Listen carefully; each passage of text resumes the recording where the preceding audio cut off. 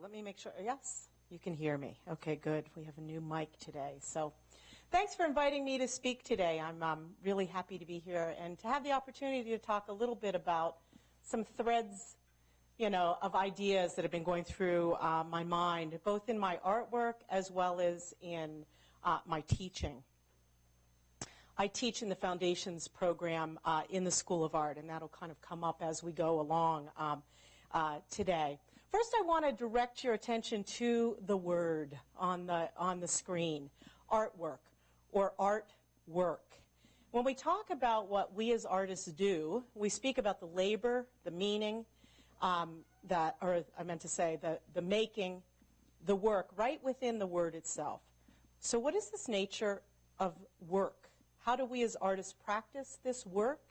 And how do young artists learn the work of making an artwork? So while you ponder those, I'm going to throw another question out at you. What do you see? Anybody? Angie Toe, what do you see?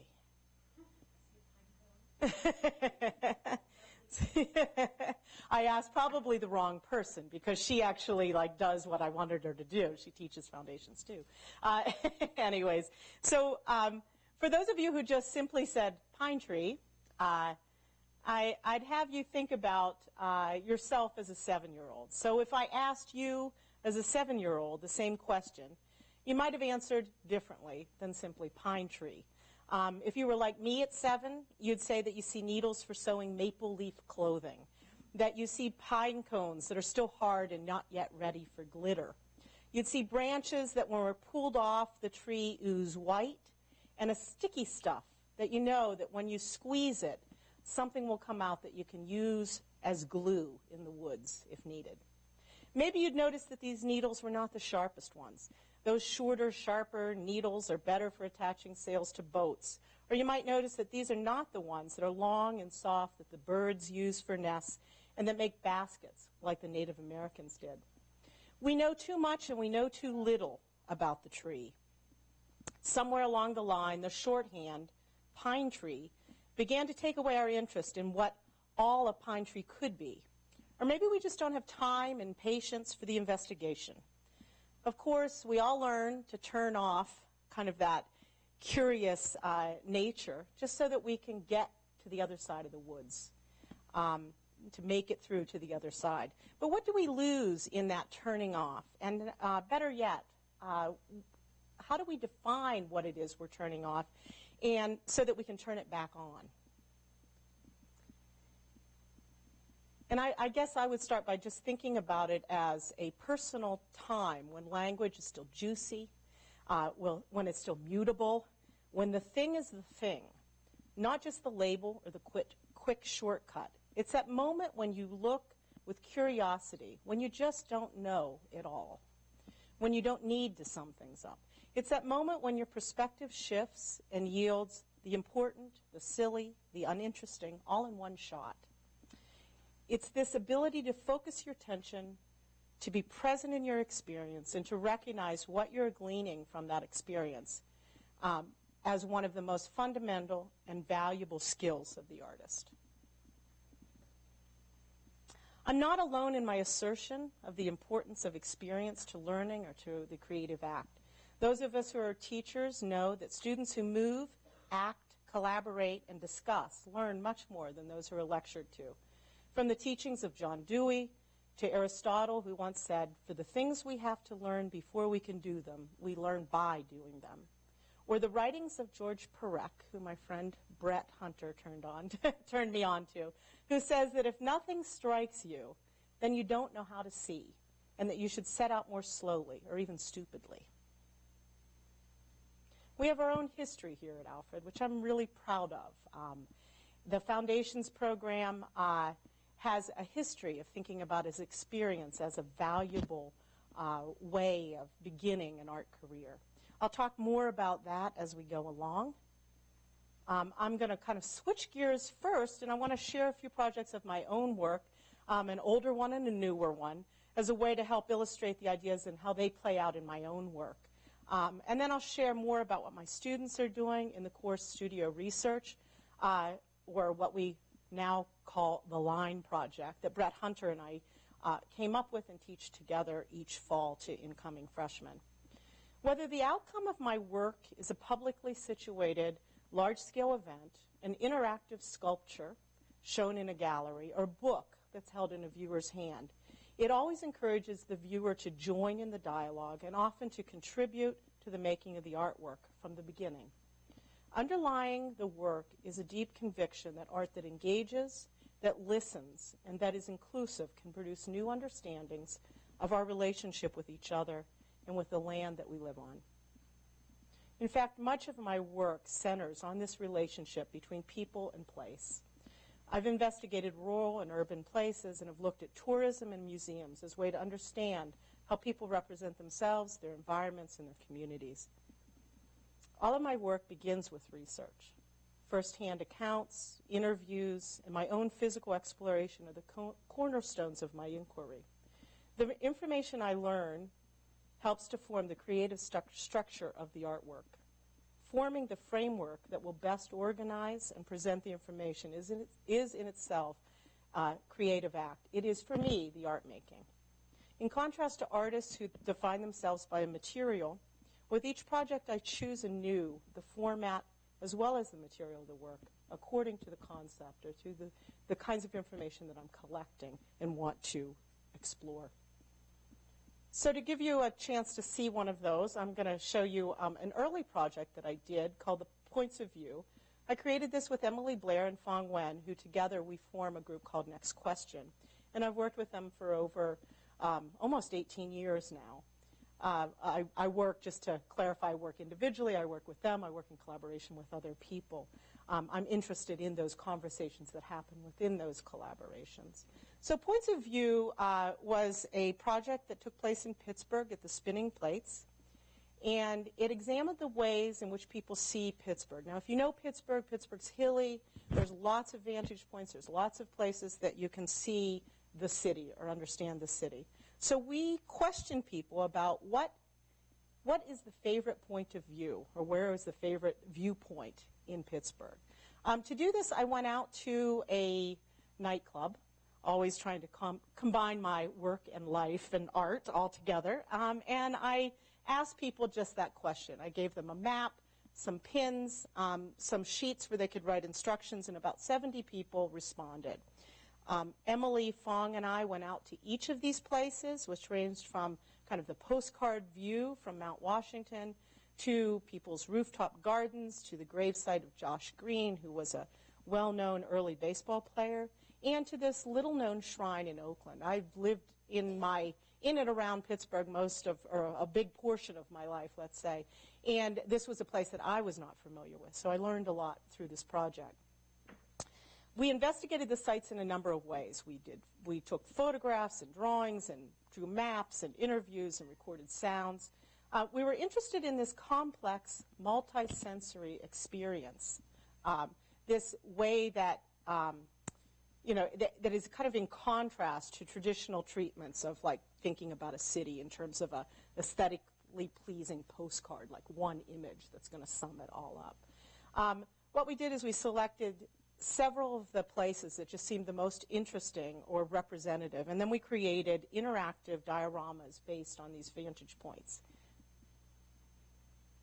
This, which was the shrine in Pittsburgh, we went out and we found while we were there, it was supposed to be this place for meditation, for thought, and yet actually what happened, it was several times during the day, there was this loud rush of traffic below. And so what we did was our interactive diorama, we created a sound element in it that actually would turn on during those times, that you would hear this rush of traffic. So giving people a chance to really understand that experience in a place changes with time, it changes with who's there, and there are a lot of other things that come about in that experience of a place. This is Mount Washington. This would be kind of what we'd think of like this typical postcard view of the city. And what we did, again, all of these were interactive. We did about 8 of them. This one complicated that view by having us see little activities were happening around the city. So you could see we're actually, we did this little, little models in certain areas. So they were building a new stadium at the time, and there were a variety of other things going on in the city that you could see. The third one that I'll show you is this one on the top that goes across. It actually has a pedal that you stand on. And a bunch of people told us about Pig Island, which is also called Washington's Landing. And it has this beautiful view of the city because it's this island right in front of the point, which is kind of the precious center of Pittsburgh. And but when we went there, we saw that all this construction that was inhibiting our view of the city was going up. And so this one you would step on, and then these images of those houses that were being built would pop up. And so it kind of gave people a chance to see what it was like before and after. We also had in the center of the gallery this table. It was a magnetic table that asked people to push out these little magnets and these placements, kind of staking a claim in this landscape and giving us more points that they felt were maybe like the best points in Pittsburgh. So then I'm going to go to a very recent project. So last month I found myself on a barge in Poughkeepsie. I was invited, myself and Emily Blair, who were still working together, by this group called PAWS, an arts organization, and R. Hudson, an organization that's interested in getting people to talk about the Hudson River. They invited us to come and do a project on the barge, and we're starting, it kind of was the kickoff for a year-long project where we're creating a alternative guide to the city, kind of a multi-voiced guide that moves us past those traditional guidebooks that give us this kind of dominant narrative of what we should be looking at. So this is the barge that we were on, which, for those of you who know, this year I have vowed that I'm going to be on water as much as possible, so it really made a lot of sense for me personally. And here's the sign, A Guide to Poughkeepsie. When we're doing these kind of public interactive projects, a lot of times we think about how do we entice people to become a part of it? How do we get them to spend a little time with us, share a story, contribute to the guide? And so in this case, we created this little railroad barge that shows the barge that we were on, which was a historic barge that people would get if they participated in the project, so they could actually build it themselves. Here's Emily talking to people who came up and were sharing things about Poughkeepsie with us, and just some images of people who were creating guide pages. Like I said, this is an ongoing project. It'll probably last about a year, and in the end, we'll create a book that will be available both online as well as for purchase. Online it'll be free, but also for purchase in art spaces and different kinds of spaces around Poughkeepsie. There's a young woman. Just to give you a little background, I wanted to show you how this project was inspired by a project I did with Emily and Fong of Next Question in Belgrade called Guide Vodich. And again, we did a very similar kind of project, but a much shorter time frame. So we had about 2 weeks in Belgrade. We were hosted. We were actually, I had brought students with me. We were doing a project called the Outside Project, which is an independent study program that's dedicated to the observation of cities. So what we did was at this gallery called the Context Gallery in 2006, we invited residents and visitors to come to the gallery and to make guidebook pages illustrating their experiences in Belgrade. In the exhibition that followed, visitors could construct their own guidebooks from the many photocopied pages that hung on the walls, ordering them as they liked, though not necessarily more authentic than the other descriptions of the city or other guidebooks. What it did allow was there to be multiple perspectives of the city seen in one book, and it allowed people to look at them at the same time without us imposing some sort of hierarchy, which throughout my work is a very important thing to me. And I'll just show you some images. This is Belgrade. We also, while we were there, I was very involved in a project across the city with students from Florence and from Carnegie Mellon and from Belgrade, where we did lots of different tours, and many of those students contributed to the guide. as well as residents, young people who came, and oftentimes I like to use the gallery space as a workshop. And so it was used as a workshop for nearly 2 weeks, gathering these guide pages, and then we had an opening that lasted for the rest of the summer. These are people kind of coming up with assembling their own books in the gallery, choosing the pages. Some were more popular than others, and ran out. The show was up for quite some time afterwards. It was also some of the pages were then put in the local newspaper as well during the summer. And this is actually one in action. This was a couple days after the opening when somebody was showing someone else where they got their hair cut. So it was actually kind of in action.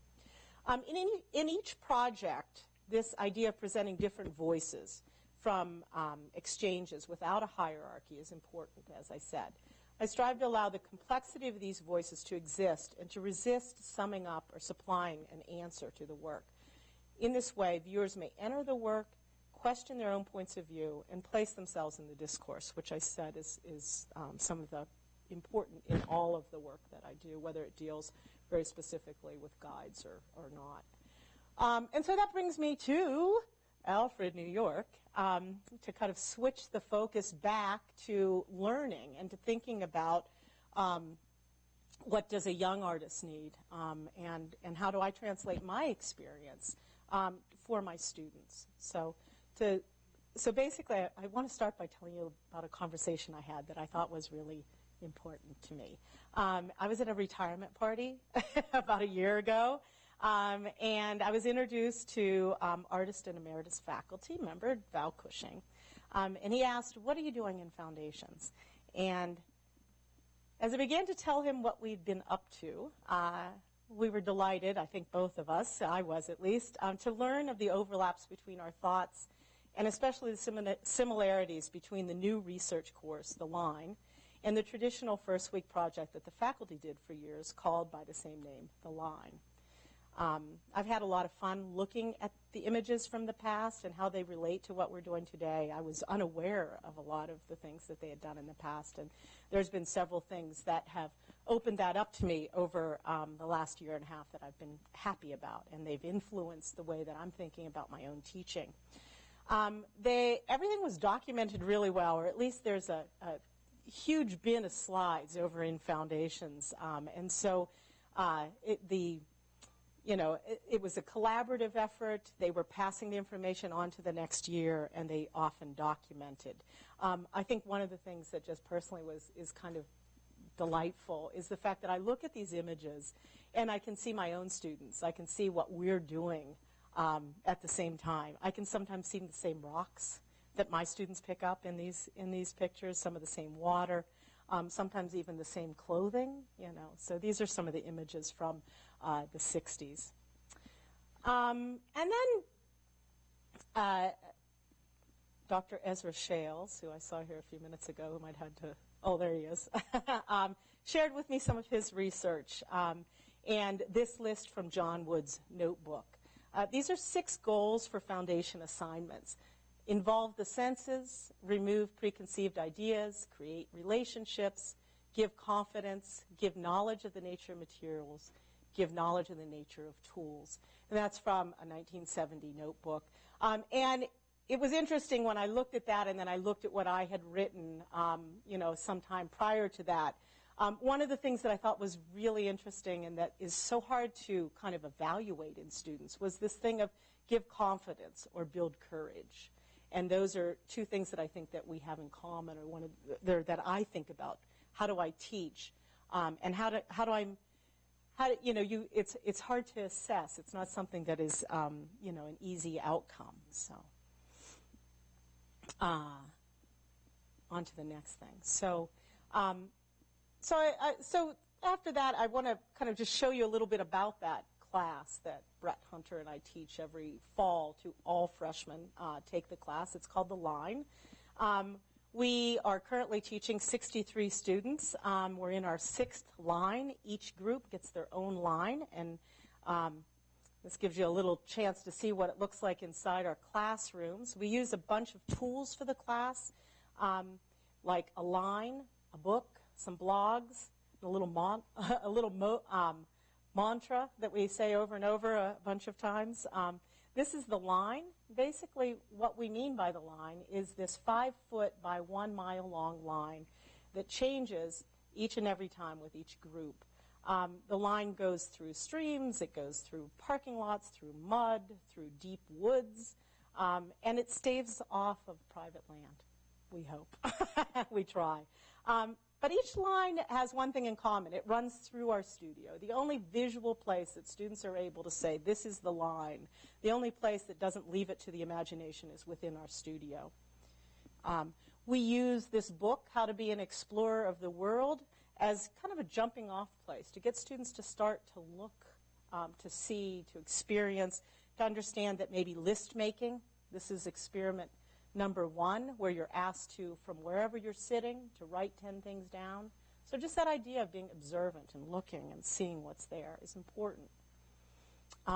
It's also important to pay attention to those details and to begin to analyze that experience. So here's a student who, you know, after doing this whole assignment, came up with this little favorite rock that they paid attention to. That's the kind of thing that's, for me, incredibly important to see in terms of educating students to be young artists. This is just, you know, some thinking of a student working on things that I've consumed today. Paying attention to those things. This is, on the left-hand side, just an exploration of one thing, looking at one thing long enough that you're able to come up with a whole list of things about it. Or taking that beyond just that notebook and the list of paper and starting to think about, how do I assemble things together? Here's a mini museum of very small objects. The other tool we use is how to blog. We teach our students from day 1 that how to make their own WordPress free blog. And this serves many purposes. It helps students to think about how they document their work, how they write about their work, how they think about it. It's a place that's a visual notebook, but it's also a place that they can kind of present and think about how they present the things. So it's not always exactly what they're showing in class in terms of their final project, but it shows this process. The other thing it does is, if you think about it, Brett and I and all my colleagues in foundations, we teach large groups in the fall, and it gives me a chance to read what a student is thinking and actually feel like I have a personal relationship with that student. That can't always happen when you're looking at 63 people at once, even if you want it to happen.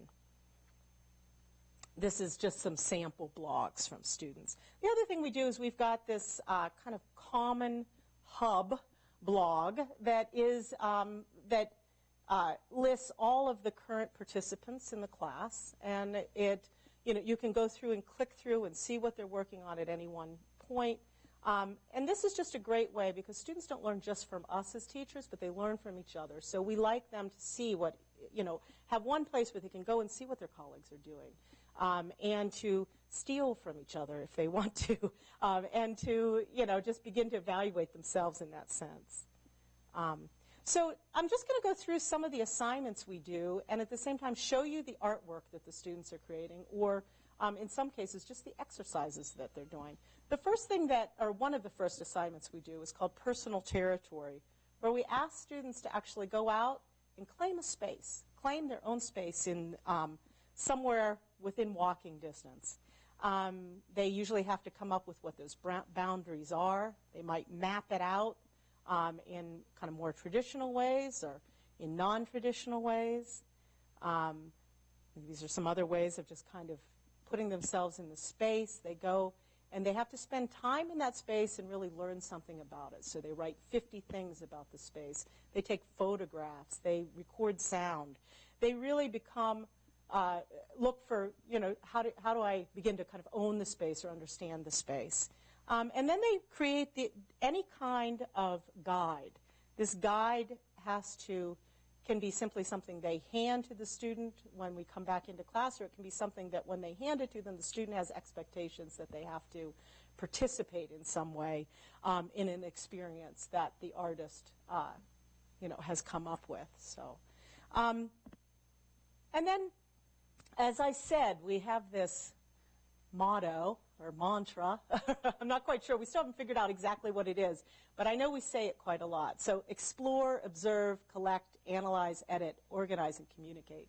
These are things that are kind of a map to how you might research. It doesn't mean that it's the only way, but it's the way we use. We want students to be aware of kind of moving through these steps so they can replicate it once they leave us.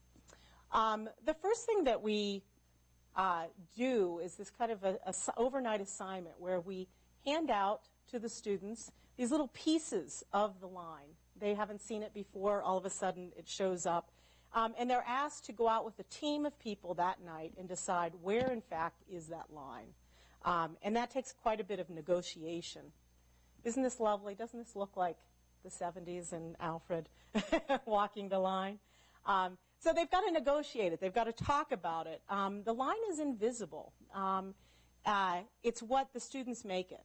And so they have to agree upon that line, where it is.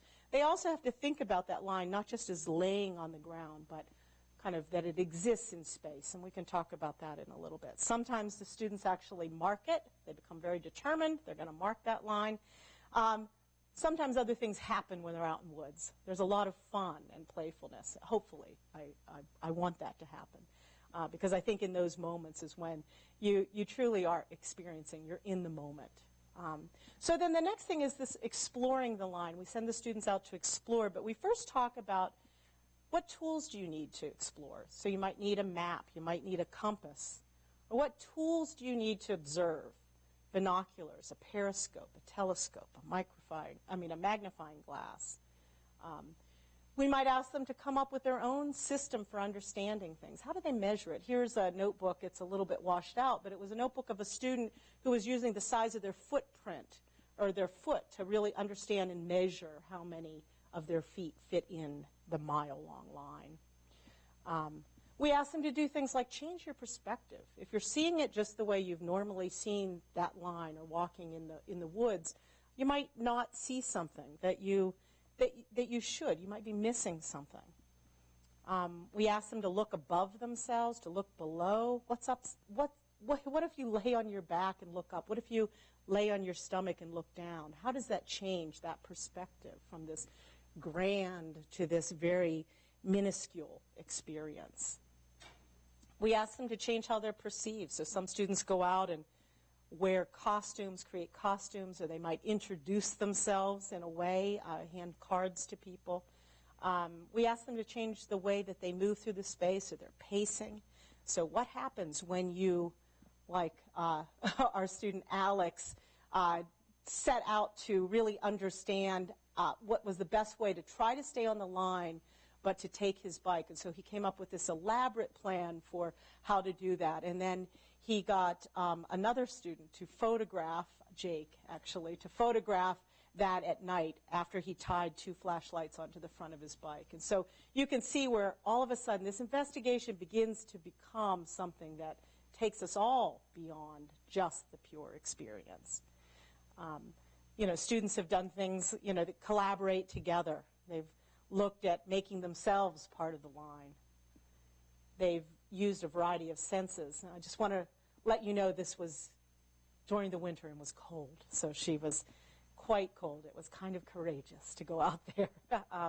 And they looked very closely at things. Here's this little mole that another student has carefully drawn and thought about.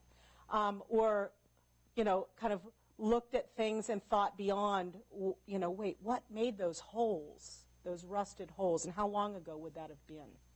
And talking about history, how long ago did this, how fortunate I am to find this. And it's so funny, so many of our students find fossils, and it doesn't matter how many are found, there's still like an enormous delight, a touch with the past.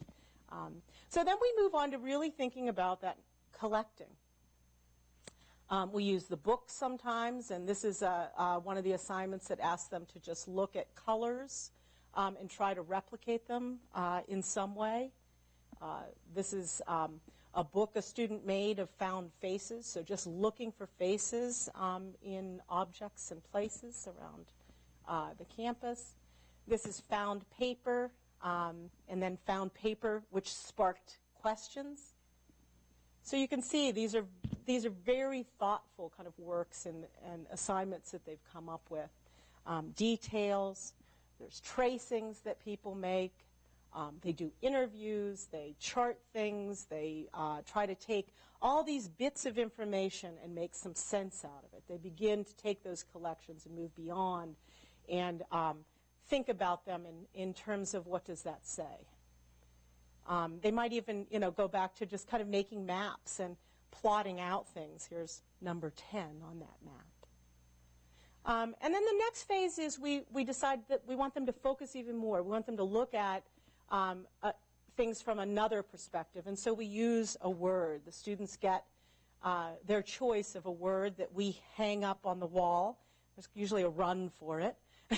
People start wanting certain words as soon as we put them up. And they have to come up with definitions, and we want them to really explore what those definitions could be. And then they also explore them in terms of the visual. So this is obviously whisper. Interesting combination between, this fog and this word. Again, another one, I think, from the same student. They come up with all different kinds of definitions. They start looking at things in really different ways. This, I think the word was trace. This was actually a student whose word was explore, and they used all these quotes from famous people and went out on the line and photographed himself with the quotes. This was about details that were on the back of the terracotta, which I'm not sure if that was what word that was exactly. Maybe it was detail. Another one, movement, line, surface, pattern. So you can see what that focus does. It takes them to another kind of degree. And in our classes, students discuss with each other a lot. And here's one student really kind of talking about her project with the rest of them. We have them break down into groups and often kind of are discussing things and learning to really critique each other's work and to trust each other, because they're going to be here for 4 years, and we want them to get to know each other really well by the time they leave our studio. So then he takes us into this kind of final phase, which most of the time we think about as the final project, is this focus. So they have to take that word and go further. After discussions with us, after tomorrow I think they're going to be out asking people they don't know to critique their ideas and their work after they've come up with proposals. I saw Dan. Whoops. Get ready. Anyways, so, getting feedback on that, really thinking about ways that, if you are making something that communicates, how do you get feedback from people so that you know that you're communicating in a way that isn't just didactic, that isn't just unclear and loses interest. This is one of our students, her piece, which she then put up she put out on these signs out on the line, but then she also brought them in and showed them in class. And this was another one that was a very detailed map that a student drew and then placed objects that were found. This is another student who was inspired by Mark Dion and his collections and setting up this pseudo-scientific study station. And this is a student who got really interested in sound and then began to record sound and then create her own sound so this was interactive. Or a student who got the word, I think it was generous, and she went out and asked people about generosity on the line, and she had people write things down. And then at the final, she brought in these boxes where she had wrapped these like little sayings and beautiful things and gave out these gifts. And then we've done this some semesters, and some semesters we haven't had time to do it, but sometimes we've asked students then to reconvene and take 1 week and to look at what the information is that they came up with, and to define the line in a public sense, in a public place. And so they use video, they've used photography and performance, and music and all sorts of other things. And these are just a few images of some of the things that students have done in the past in that final part.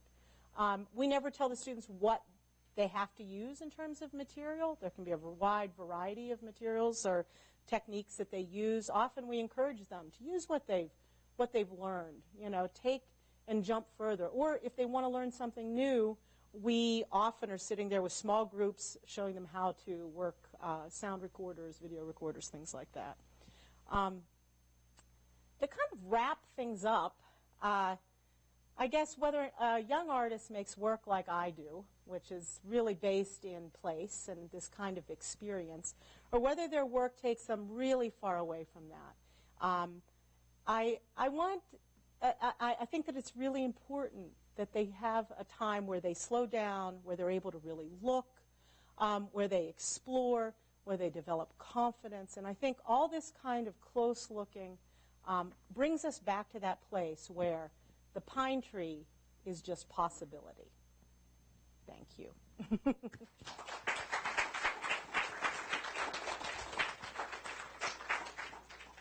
Any questions? Oh.